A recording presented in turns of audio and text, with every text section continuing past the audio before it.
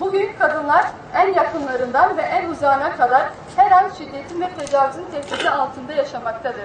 Geçmişten günümüze hesabı verilmeyen kıyımı, meşru sayılan nefret edilen, sömürülen ve iktidarın ilk itaat altına aldığı ilk sınıf, ilk cins, ilk ulus, ilk kimlik kadınlarındır.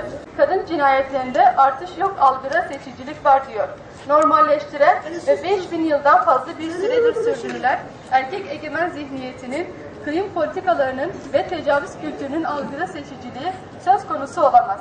Kadınlar erkek egemen sisteme karşı ayaklandıkları için öldürülüyorlar. Bizler kadın hareketi olarak devlet, erkek zihniyetin katliamlarına ve tecavüzlerine karşı tahammül göstermeyeceğiz.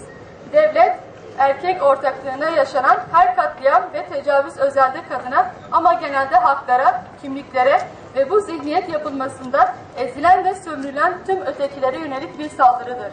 Savcılığa ve jandarmaya yapılan suç duyurusuna rağmen 7 kişi ifadeleri alınarak serbest bırakılmıştır.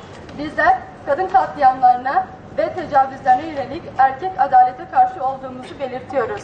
Demokratik Özgür Kadın Hareketi olarak bütün tecavüzcüleri, kadın katillerini ve tacizcileri teşhir edeceğiz ve en ağır şekilde cezalandırılması için örgütlü duracağız ve mücadelemizden vazgeçmeyeceğiz. Demokratik Özgür Kadın Hareketleri Birleşenleri KES Sosyal Kadın Meclisi.